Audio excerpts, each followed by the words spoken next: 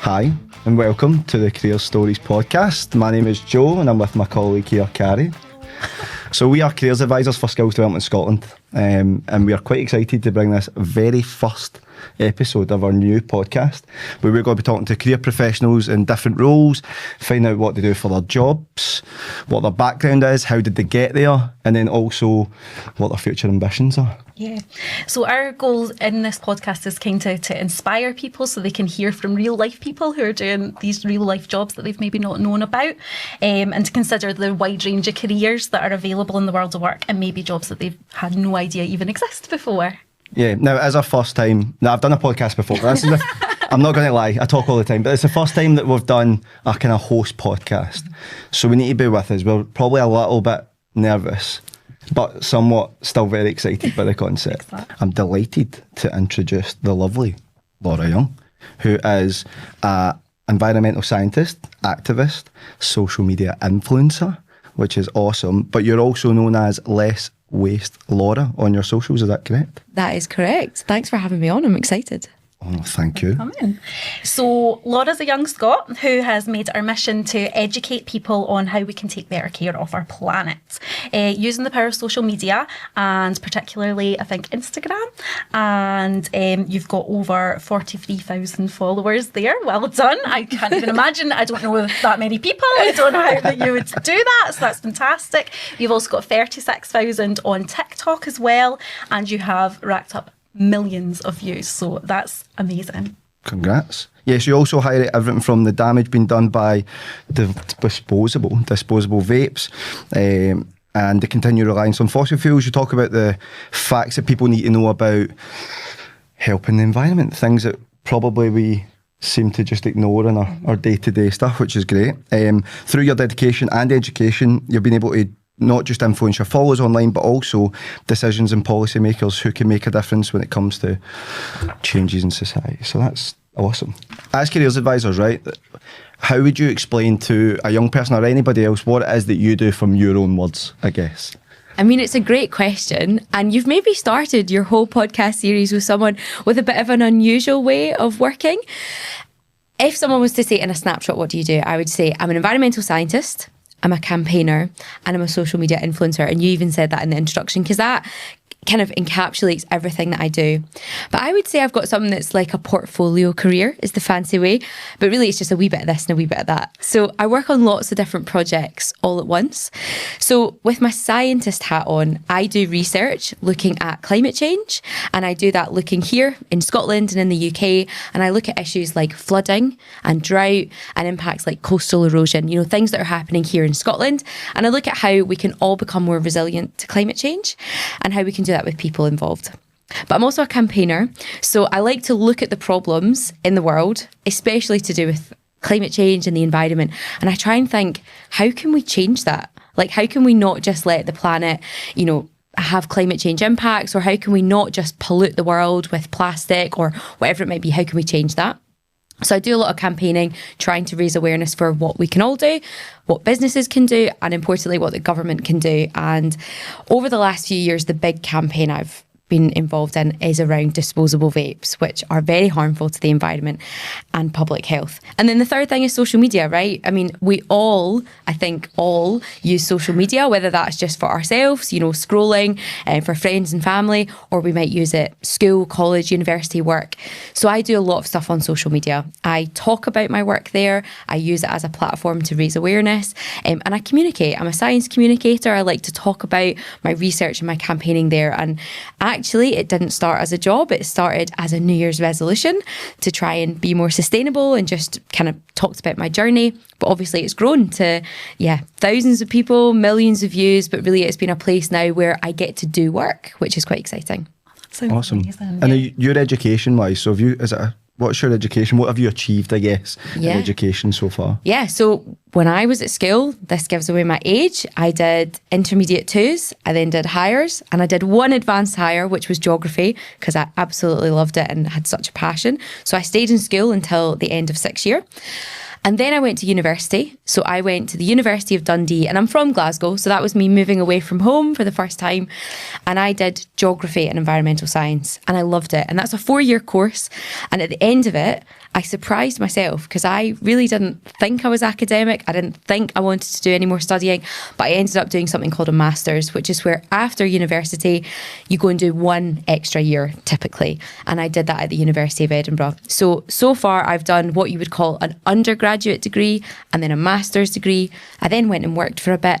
And of course I'm now back as a scientist, again, surprising myself doing something called a PhD, which is again, just more research. And I'm back in Dundee doing that as well. So that's the kind of qualifications that I've had. But I would say I surprised myself because I never thought I would be an academic or do research. But I think when you find what you love, it actually becomes quite easy because you enjoy what you're studying. Definitely. And I think that's something that people don't realise. I think a lot of people can feel like maybe university isn't for them, maybe college, maybe learning isn't, or because the subjects they've done in school haven't had that passion that maybe you can find when you're studying something a bit more specific, if that makes sense. Yeah. So when did you feel like you first felt that passion for environmental protection, green issues? Where did that come? It's a great question. So I would say actually looking back to school was when I first was trying to think, what do I want to do as a job with my life? And my family, I guess, is the first place you look to for inspiration. My mum works as a GP. My dad works with spreadsheets and numbers. And that was very boring, so I knew I didn't want to do that. And my brother was going down the engineering route. And so I thought, I don't really know if those 3 things are what I want, which left me to try and think for myself about what I wanted to do. And when I was at high school, I wasn't really into studying and academics. You know, I definitely did well. You know, I didn't struggle too much, but I struggled to find what was going to be my passion until I took the subject geography. And I just loved learning about the world, learning about nature. And you know, we live in Scotland, one of the most beautiful countries, but also the most interesting in terms of the geology, the formations, the rivers, the mountains, the coastal areas. And one of my favourite things was if you were ever driving, you know, on a holiday in Scotland and you would drive past something and you'd go, I know how that was formed. Like I learned that in geography. So I absolutely loved that. But also when I was at school, I did something called the Duke of Edinburgh, and that is an opportunity for you to do volunteering, to upskill yourself, you know, to really get trained in the outdoors. But you also get a chance to go out. You get to go hiking and camping, and it's a bit of a laugh. It's quite fun, sometimes traumatic if there's midges and rain. But I absolutely loved doing the Duke of Edinburgh at school. And I think those 2 things combined while I was at school that I thought, this is what I want to do. I'm not sure what it is, but I want to do something that involves protecting the planet, you know, looking after this amazing natural space. And I would love my work to be based in Scotland because I'm so passionate about it. And I think just at school, it was that kind of bubbled away. And I probably chose to go to university because I knew I wanted to know more about this subject, geography. But I definitely went not knowing what my job would be. But I think, and I had some teachers that just said, you know, if you find what you're interested in and passionate about, you don't need to know exactly what the job is. And they said the thing of, and there's probably jobs out there that you've never heard of, I've never heard of, but they will be there. And so that was really what kind of pushed me to doing that and to going away to university.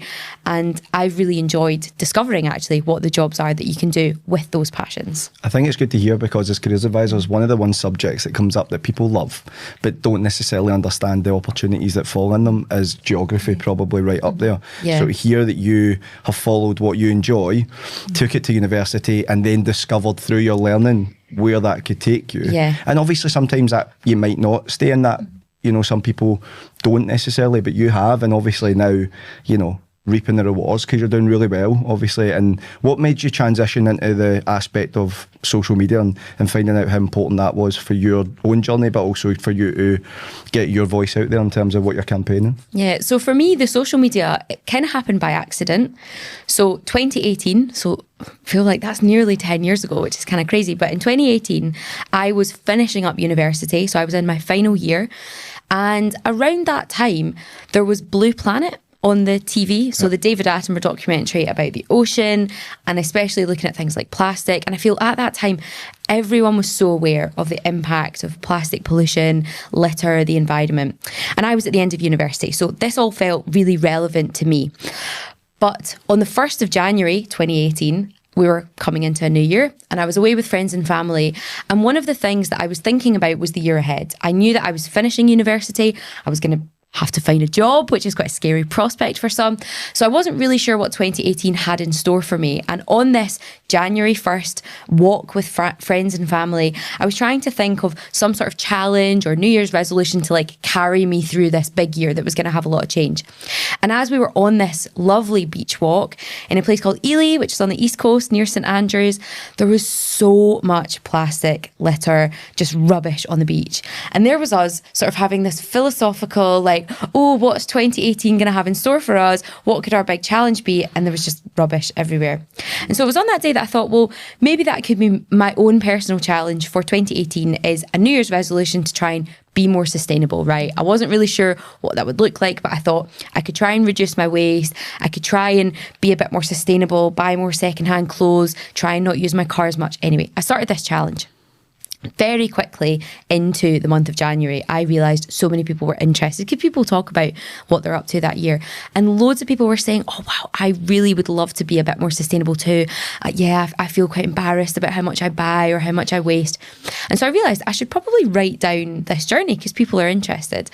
And so I decided to make an Instagram account and I called it Less Waste Laura, partly because I didn't want to bother all my friends and family in real life with eco-friendly things if they didn't want to see it. So I started this little Instagram and I just started to document what I was up to. Partly it was like, here's a bamboo toothbrush or here's a bar of shampoo. Like, here's why this is more sustainable. Here's where I found it. Here's where I got it. But slowly I started to move beyond just like tips and tricks and actually started to go, well, here are some of the big issues that we're facing.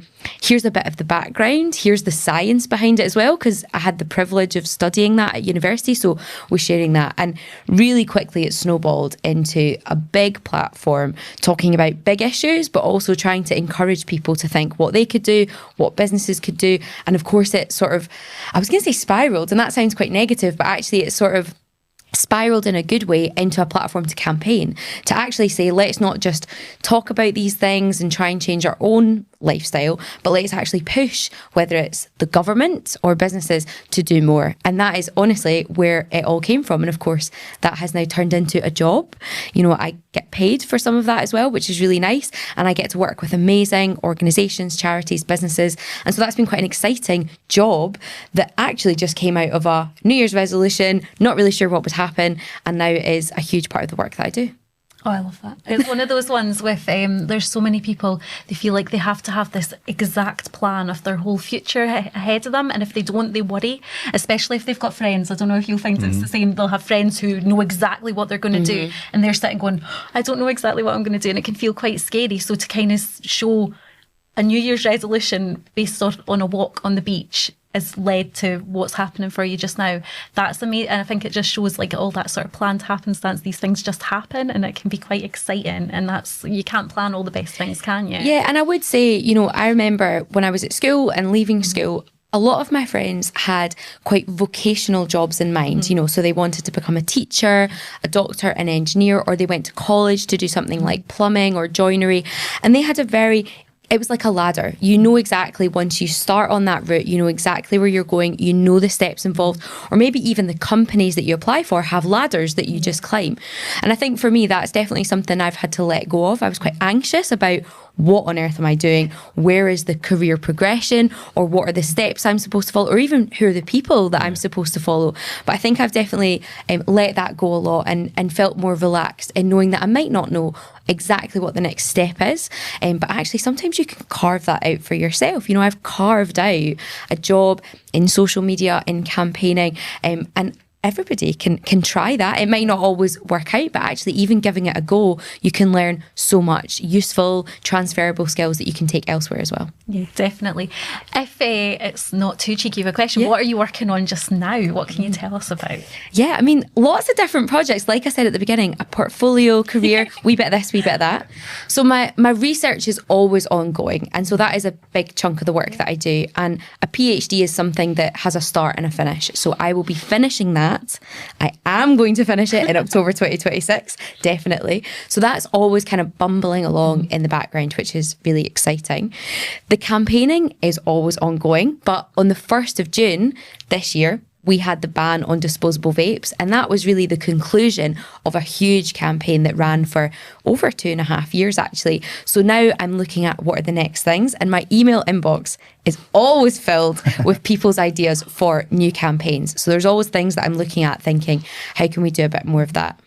I love podcasting too. And so I actually did a climate science podcast at the beginning of 2025. And it was a really amazing opportunity for scientists to get behind these microphones and actually talk about their science. And so one of the things I'm quite passionate about is encouraging other scientists to do the same. Not all scientists are comfortable talking about their science on social media, on podcasts, even just on the radio, on TV. So that's something that I'm wanting to continue. And I've got a couple of different projects in the pipeline for this year to continue getting scientists to do that. And of course, there's just exciting collaborations, whether that's with Scottish businesses or different organisations. So I get to sit on a lot of boards and work with different organisations, which is really exciting. So Cycling UK have a Scotland Advisory Committee that I get to sit on. So I love to encourage people along that. I'm on the board of Circular Community Scotland, who are a sort of network for all the great organisations that do things like bike repairs or repair cafes where you can take your old tech and get it all fixed up, or even things to do with like charity shops. So I love to get involved in these sorts of projects as well, which are really small and community based, but actually have a huge impact to people locally, which is fantastic. Do you find time to eat and sleep during this, or never? And you know, this year I'm also getting married, so I'm planning a sustainable wedding. How did I forget that? Wow, I mean, that's bad. That's low on my to-do list. That is incredible. So that's a big thing. In September this year, I'm getting married, which has opened my eyes to the world of weddings. Yep. They are not sustainable. However, there is so much scope to make them. So if I was to have my time again, maybe this is what I will do as a job: a sustainable wedding advisor, organizer, planner, because there is so much amazing stuff out there to make a wedding sustainable. But I would say that is a gap in the market in terms of jobs, but also in terms of sustainability, people helping that industry. So that's a big thing I'm doing this year. So going back to your socials and social media, I guess for young people it is becoming a more popular potential career opportunity. But I don't think maybe they get to see the kind of background of what it takes in terms of your time, but also, you know, equipment and just some of the pitfalls that might be there. So what do you face, I guess, doing your socials?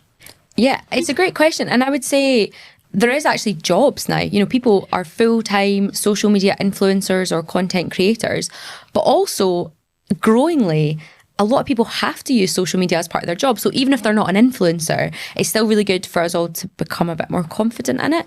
But, you know, it is actually quite difficult. And I feel any time a social media influencer is like, oh, my job is so hard, everyone's like, all right, get a grip. But actually, it can be. I mean, so some of the awkwardness around it is, first and foremost, the thing I struggle with the most is I know that when I'm invited to something, whether that's an event or for a tour of a facility or to meet people, there is an expectation that I will produce something from that. And sometimes there's a bit of an awkwardness around, you're straight in the door and instantly you're like, right, I need to gather content. I need to be the person that pulls their phone out or their camera out and capture it. So sometimes you can feel awkward and you have to, kind of navigate that a little bit and make sure people know that you're trying not to be rude, but you need to disappear off and capture it. So part of it is that expectation that sometimes you can't quite enjoy what you're doing because you're also in the back of your mind thinking, right, I need to get photos of everything so that I make sure everybody's happy with what I get. But it is loads of fun as well. You know, it's fun to be able to make videos, create content and be able to share that, often with organisations that maybe don't use social media themselves or don't do it very well, and they would say that themselves. So it's nice to be able to kind of step in that gap. I would say I've had to upskill myself a lot. So our phones nowadays are amazing and, to be honest, can do the majority of what we need. But it is always great to learn a few skills in editing. So that might be video editing, photo editing, graphic design, just to give your content a little bit of a lift.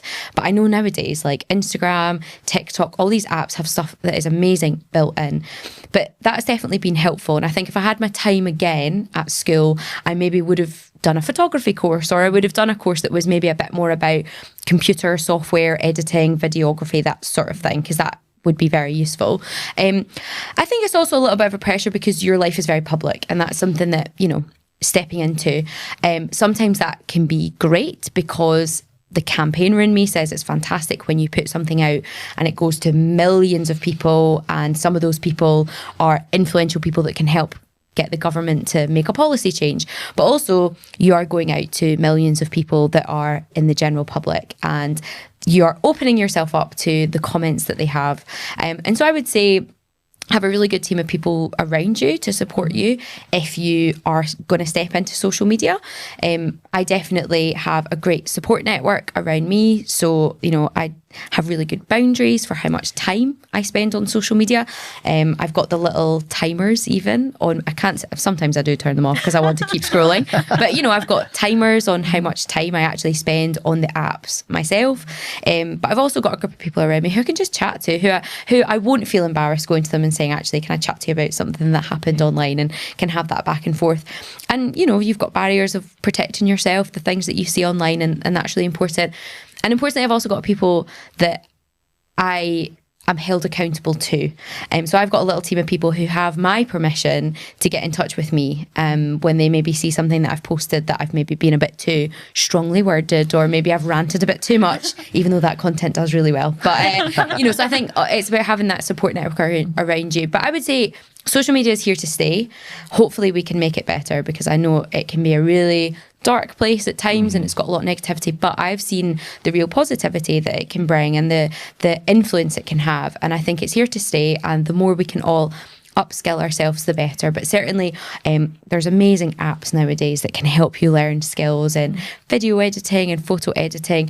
But my main piece of advice for people, though, if they are thinking of stepping into social media, is find your niche, find your creative way of doing things. Don't try and copy what other people are doing. There will be a natural way for you to communicate, whether that is through videos and vlogs, or through cartoons and graphic design, or whatever it might be.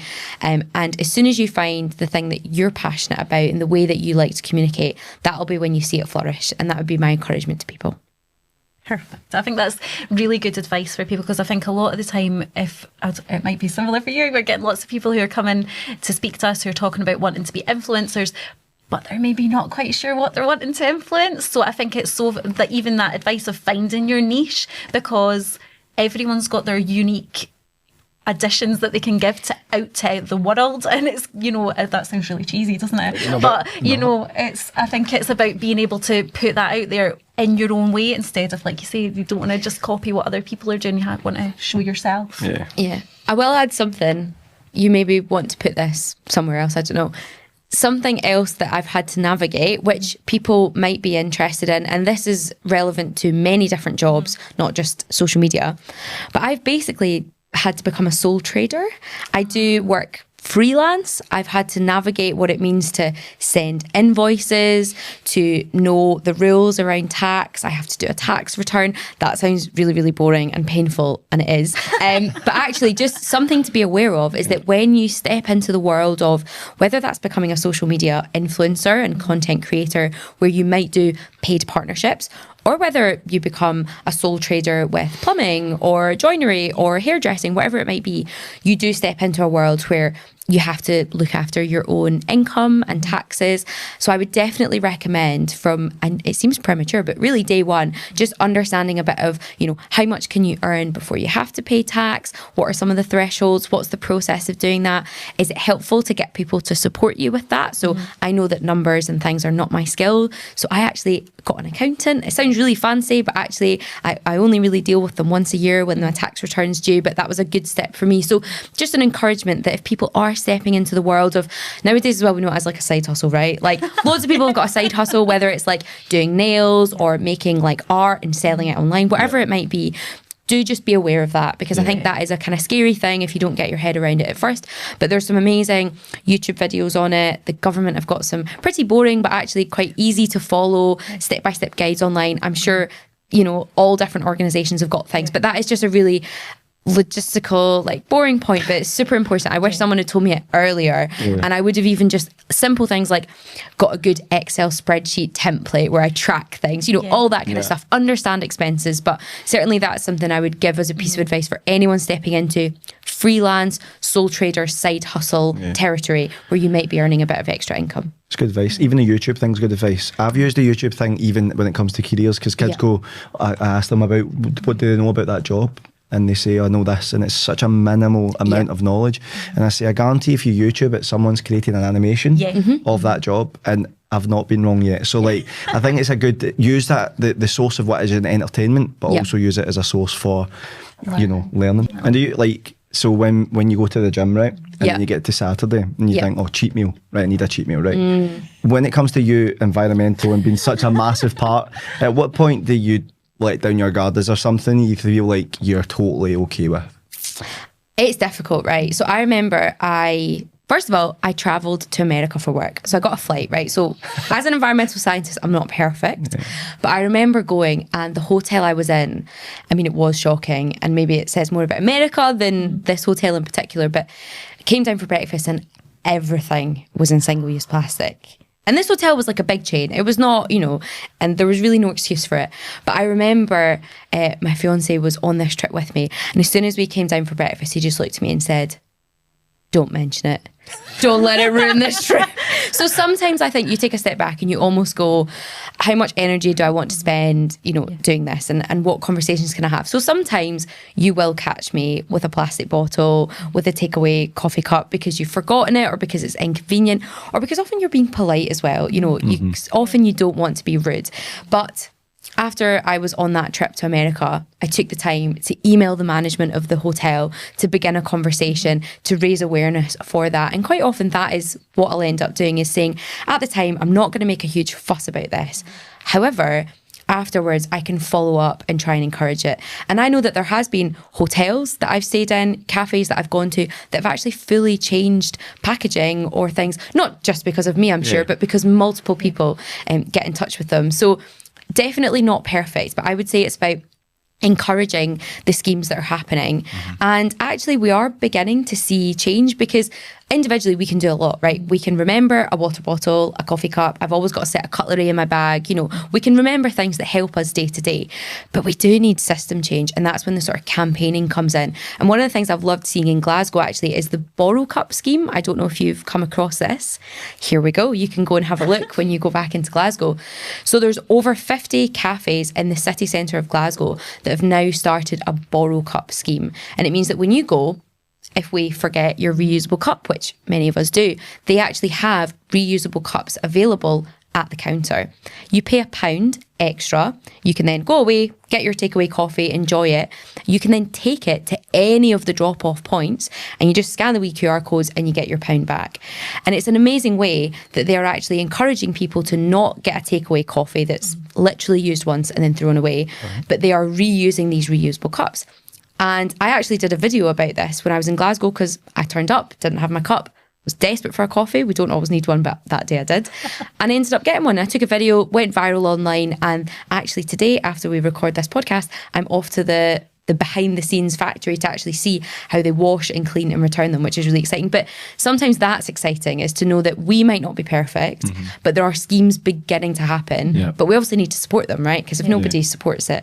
So next time you're walking around Glasgow, you can pop into some of the cafes that have it and support it and get one of these reusable cups. What about, like, see, obviously as careers advisors, right? You touched on it a lot about your education and your journey and to figuring out what you want to do. But if you had to go into a school, back to your school, sit in front of assembly, talk about your experience. I've done that and it's petrifying. Really? What kind of advice did you give them, like, in terms of your journey and maybe expectations or things to, like, kind of look out for? Yeah. And I have actually gone back to my school, which was a really fun experience, actually. I guess one thing that I get a lot, I do things like this podcast. I go on the radio, I go on the TV, and I give talks quite a lot. And that is something that a lot of people are interested in, because regardless of your job, you might have to, at some point, give a presentation to your team, maybe give a talk to a group, go to a conference, or even just your team social media, your work social media team might ask you to do a video. And so I think speaking, confidence, public speaking is something that everybody could benefit from. So obviously I've got very specific advice for people if they want to be an environmental scientist or work in that sphere. But sometimes I think, well, how could I help everybody a wee bit more? And I would say confidence and communication are two skills that literally, regardless of what job you do, are so useful. And I would say there's a few things that really helped me growing up gain confidence, because nobody wakes up and goes, do you know what I want to do today? A public talk. Absolutely not. And I get really nervous still to this day. And I would say I've had to build up my confidence and my skills and my communication. But there's definitely a few things that helped me. And I always encourage, especially kids who are at school or are in further education or in their first jobs, to try and do these things to gain that. I mean, the first thing I will say is growing up, I did dancing. And I did it from, I think, honestly, the age of 2 or 3 all the way up till I left to go to university. And I think having a sport, an outlet, you know, exercising is obviously fantastic for your health. But also I was flung onto a stage in a leotard, probably at the years that you're most vulnerable and self-conscious. Yeah. But actually it made me gain a bit of confidence. I was with some amazing girls and a few guys and just gained a bit of confidence in stage presence and like enjoying dancing. But actually that for me was quite important, was from, you know, in my teens, actually doing something that was pushing me out of my comfort zone, but actually helped me build up that confidence. I'm also a Christian and I grew up in a church, and quite often you were flung up onto the stage to read a Bible verse with lots of words that are very confusing and complicated. But actually reading out loud in front of a group is something that is incredibly helpful. So whether that is in a setting like a church, or if you can do a book group, or even if you can find a way of reading out loud in front of people, that is incredibly helpful. So whatever setting that might be. And then the third thing, this was when I was older and I was at university. I had a part-time job. So I worked the whole way through university as a waitress. And it was an amazing skill to be able to go up to a table of strangers constantly throughout the day and going, hi there folks, how are you doing? My name's Laura. I'd like to be your server today. What can I get you to drink? And that confidence of being able to go up to a table of strangers and be able to chat to people was amazing. And so I think when I go back to schools and chat to younger people, I try and say to them, no matter what you do, confidence and communication is key. And here's some of the things that stand out in my life that helped me develop that skill. What could you do to try and build up that communication? It might be a part-time job. It might be some volunteering. It might be a sports club, a sports team, you know, taking on a role. And that would be some of my core advice, because, and don't get me wrong, studying and working hard is so important. Like, you do need to have a good foundation of knowledge and grades and subjects that you excel in. And I hope that people find those subjects. But often it's what's outside of school and learning as well that can actually make you that kind of well-rounded person that is so beneficial going into any job, whether that's a part-time job straight out of school or your perfect future career, your dream job, whatever that might be. I think I don't know if you think the same. I've had people where I've had pupils that I've known before the summer holidays, and they've come in and they're very anxious or very worried or very not very confident in themselves.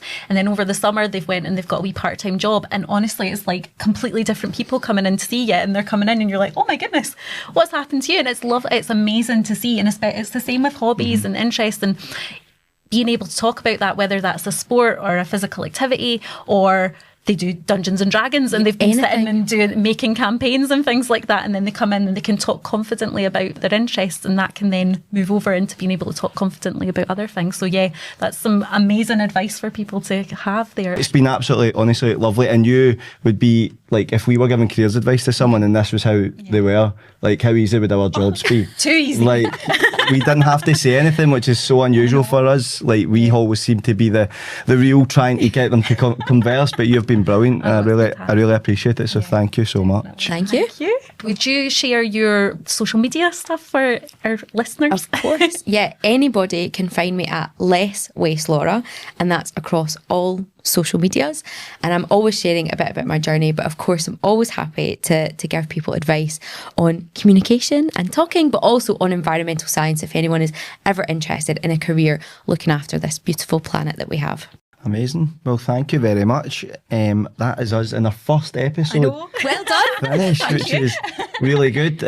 We are moving on to our next episode, where we will be meeting animal keeper, in Royal Zoologist Society of Scotland, from the Royal Society. I'll say that.